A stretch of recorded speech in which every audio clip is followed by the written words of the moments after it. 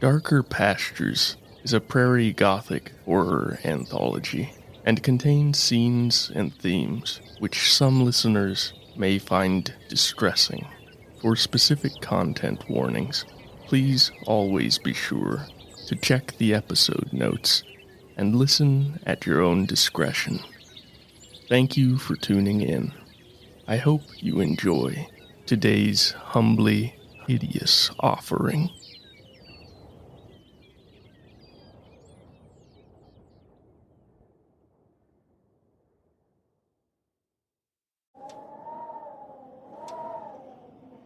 Episode 36, January Smiles.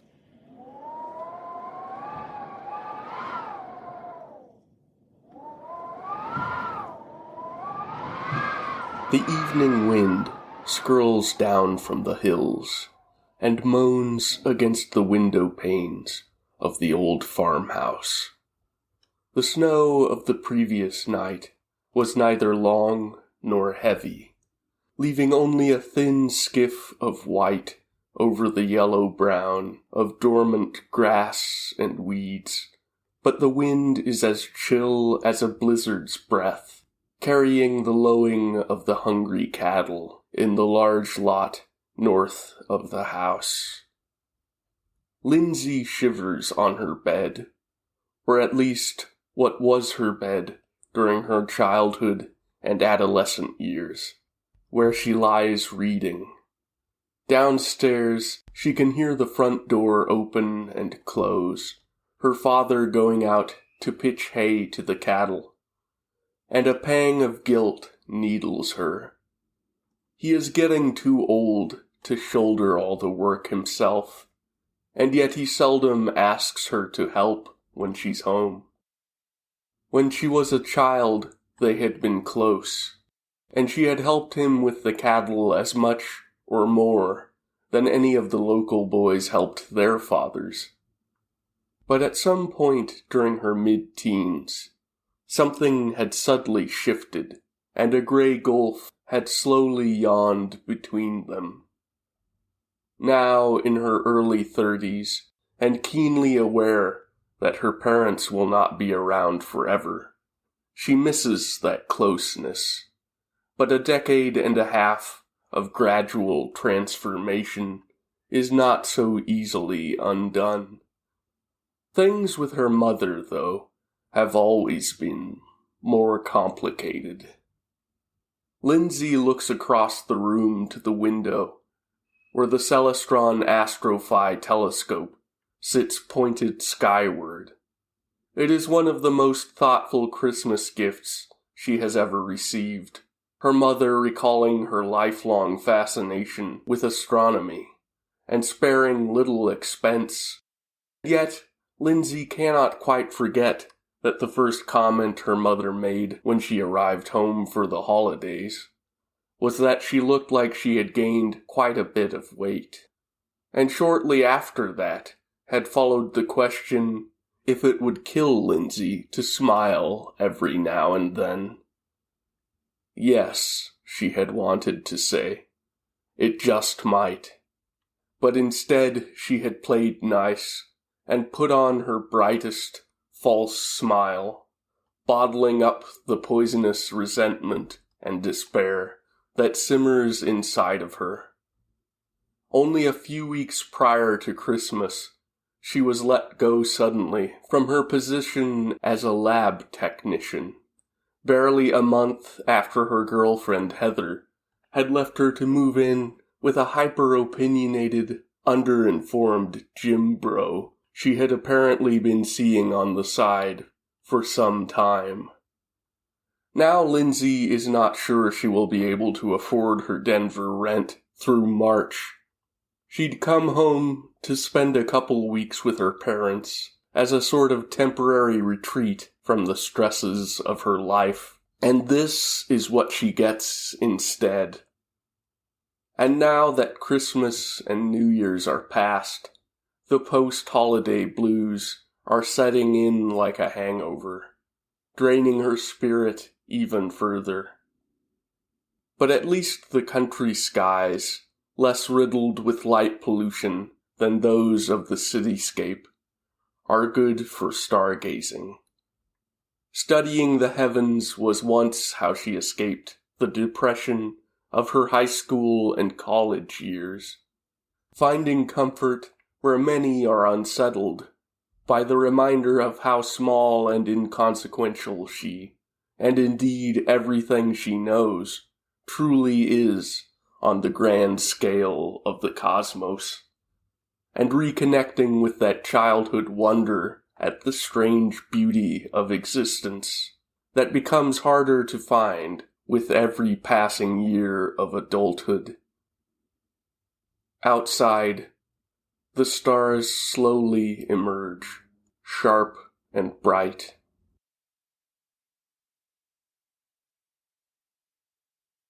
After a quiet dinner of chili and homemade rolls, and a couple of games of chess with her father, Lindsay retreats upstairs once more, and begins another night of peering through the astrophi. As always, it fills her with a kind of calm marveling, the sort of feeling she imagines more spiritual people find through prayer or meditation.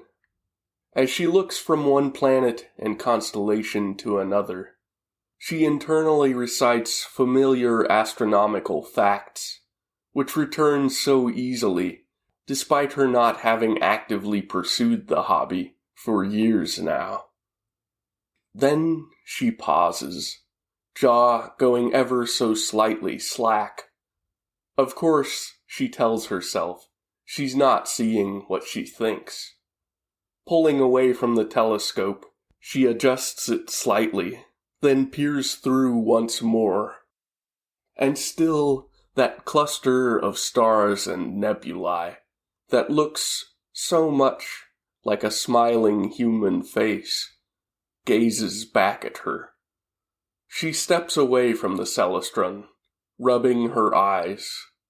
Then she turns toward the little bookshelf in the corner, where some of her collection of astronomy books still resides, and pulls down two of the most expansive volumes. Sitting down on the bed, she begins to slowly leaf through them, trying to regulate both her breathing and her expectations. When she finally resurfaces almost 2 hours later, she is still torn between doubt and exhilaration. There is no indication that such a feature of the night sky has ever been previously described, and yet, when she returns to the telescope, she locates it again with ease. It seems so clear to her, so obvious, that she cannot believe it could possibly remain undiscovered. Lindsay finds a notebook and begins to furiously jot down every detail of what she cannot help but think of already as her discovery. It is many hours before she goes to bed, long after her parents have fallen asleep in the next room over.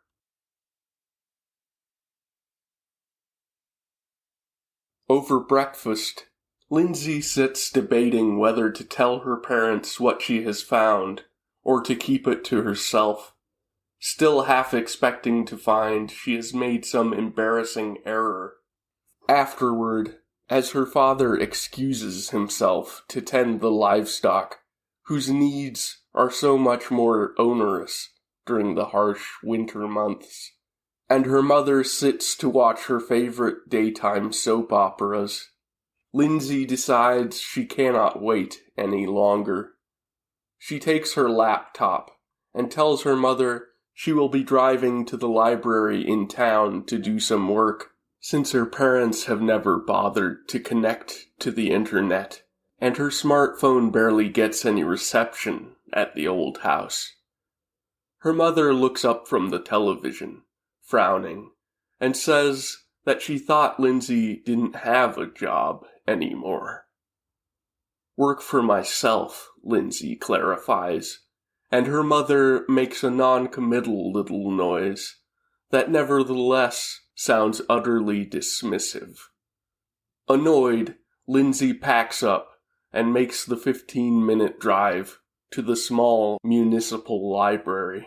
It's all but abandoned, with only a single clerk at the front desk and not a single patron in sight. Lindsay tucks herself into a secluded corner and begins her research. When she blearily looks up to find the clerk telling her, with slightly strained patience, that it's closing time, Lindsay apologizes awkwardly and stows the laptop, moves outside into the waning purplish daylight. Her eyes are reluctant to focus, strained after so many hours of screen time, and she feels drained in that way that only sedentary computer work can gift. She is suddenly aware that she has not eaten for almost 8 hours, and wonders whether her mother will take offense if she decides to eat in town without them. Probably, she decides, and drives home with a sinking feeling. A full day spent, she reflects, as she passes through the darkening countryside, and not a new thing learnt. There's no record of any constellation quite like the face she has found, and she wonders if her mind has simply played a cruel trick on her, created a pattern where none exists. Pareidolia, she thinks that's called. But then she reflects, isn't that what all constellations are?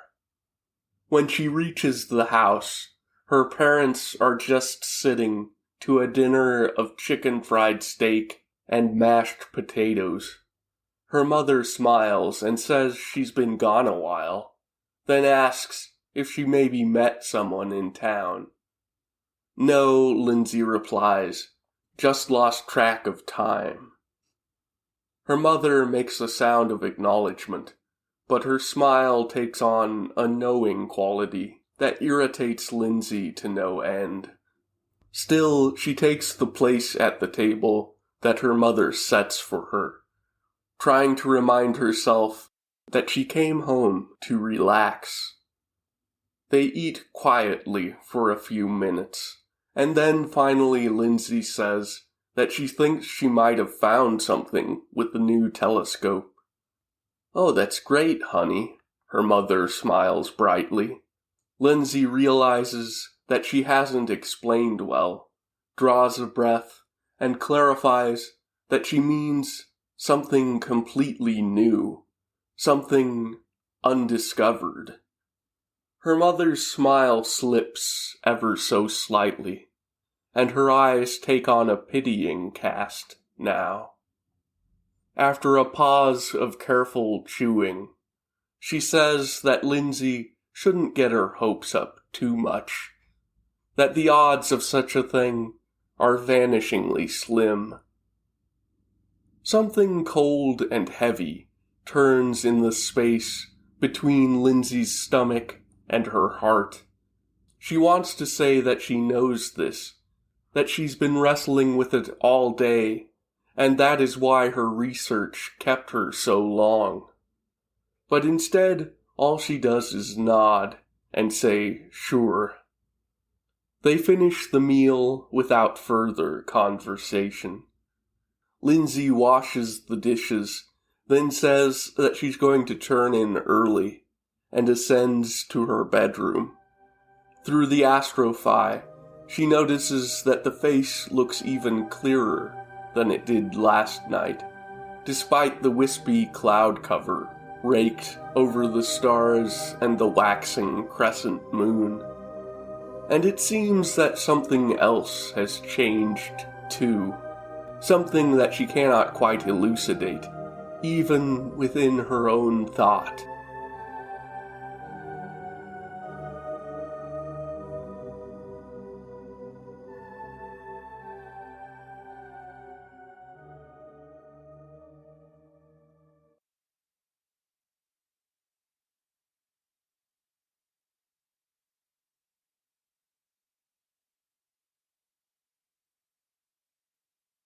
It is only when her father knocks on her door the next evening that Lindsay realizes she has not left the bedroom all day, not to eat or drink, not even to use the bathroom. Rising from the bed, where she has lain sprawled amongst assorted texts and notes, she moves to the door and cracks it open. Her father peers in, concern plain on his weathered features, and asks if everything is all right. "Yes," she says vaguely, "just reading." He nods, but doesn't look at all reassured. He tells her that supper is ready, and that they've been calling her. She apologizes and says that she was so absorbed in reading, she just didn't notice, which is partially true. He urges her to join them and get something to eat, then turns to walk back downstairs, but pauses at the landing and looks back at her. Slowly, he tells her that her mother does love her, that she just has never had a clear way of expressing it. "I know, Dad," Lindsay replies, "and it's true. She's never really doubted that her mother loves her, only that she respects or understands her. Where the distance between Lindsay and her father grew, that between the two women has existed as long as Lindsay can remember." Shoving his hands in his jean pockets awkwardly, he says that he loves Lindsay too.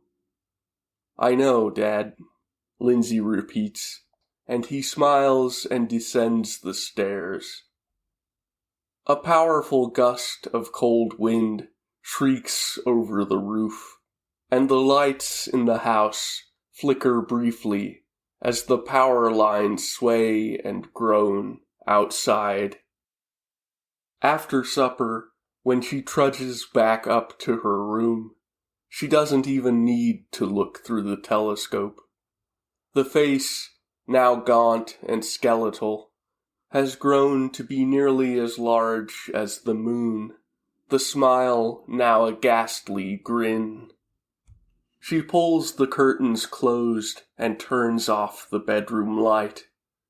Lying in the dark, she tells herself that it's impossible, all impossible. The skeletal grin widens.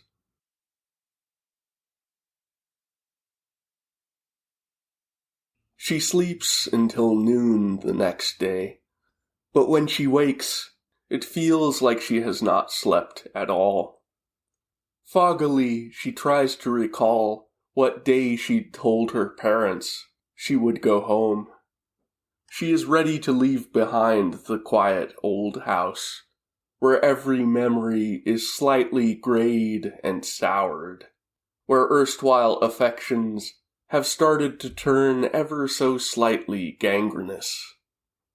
And even more, she's ready to return to the Denver light pollution that she has so long resented, but which now promises refuge from that awful thing in the sky. She wonders if it's really even there, or ever has been. Worse yet, she wonders what it could be if it is. Yes, she thinks it is time to leave. But a niggling inner voice, just below consciousness, asks exactly where she will go, what is left for her to return to in Denver.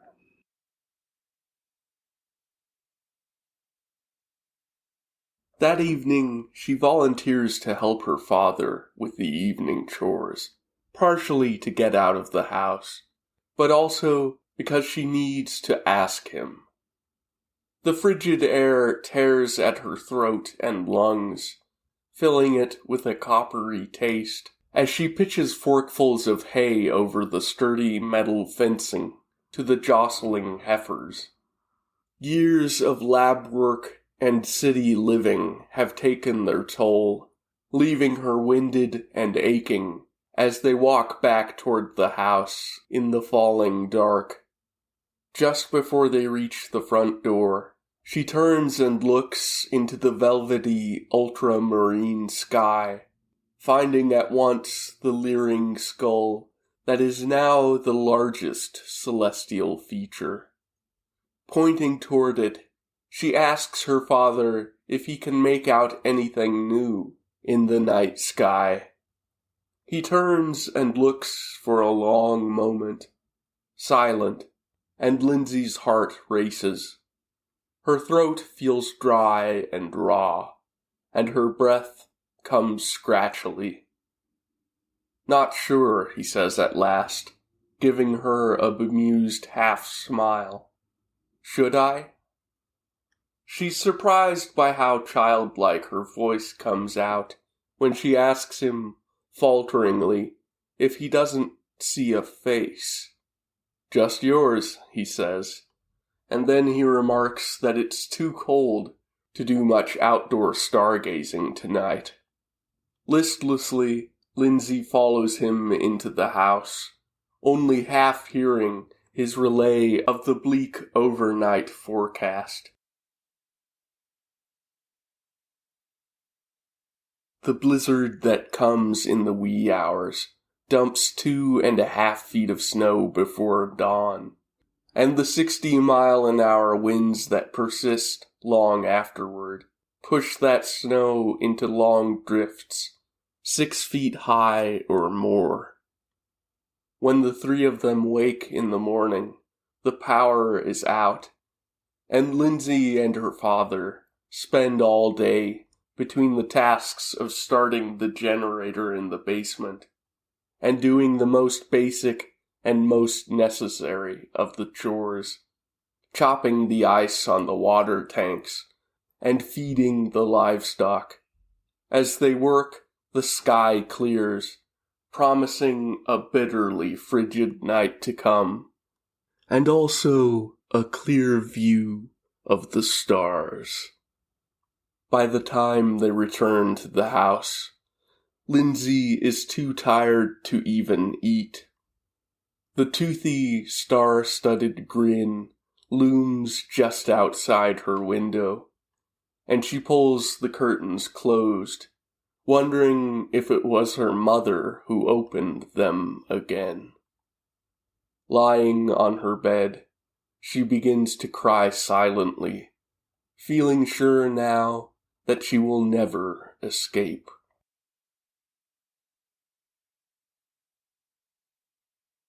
She wakes in the middle of the night, feeling the pull of something beneath her navel.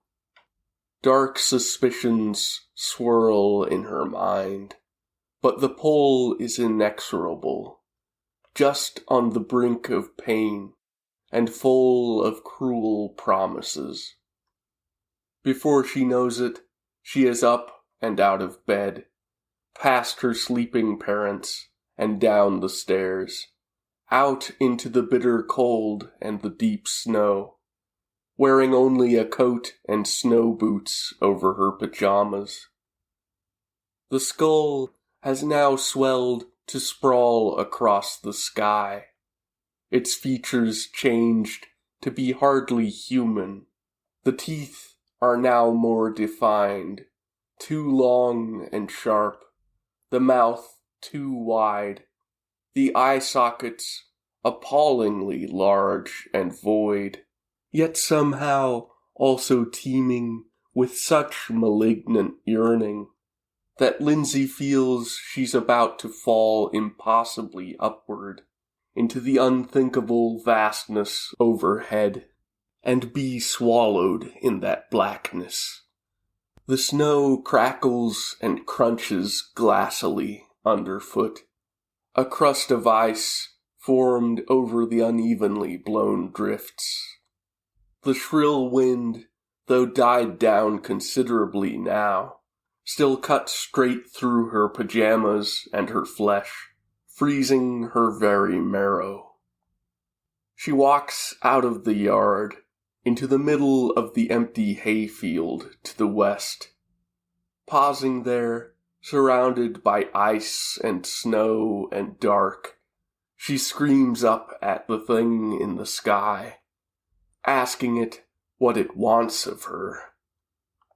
But of course, she knows already, has always known. The toothy grin yawns wider, and she feels her weight diminishing, feels gravity altering in the way she knows it simply cannot.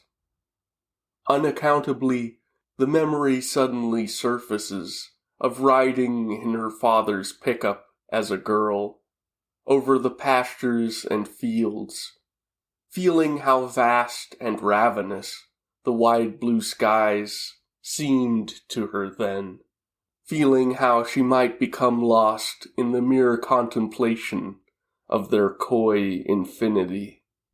The wintry wind shrieks as she rises into the air, drifting ever higher above the frozen prairies and the coldly glittering stars of the scattered farmhouse lights. Up and up and up, the air growing thinner and still more gelid, her vision dancing and freckled with oxygen starvation. The face in the sky is laughing now, the black vacuums of its eye sockets radiating a wicked, predatory glee. And now, at last, Lindsay offers her own smile back, a weeping rictus of terror and exhaustion. The tears freeze on her cheeks, but she can no longer feel them. At least she thinks she will never need to see it again, for she is now certain that it has always loomed over her, watching her throughout her life, awaiting only that time when she became perfectly aged and seasoned to its taste. The stars and the infinite black between them devour her. Her last short scream drowned in the icy night wind.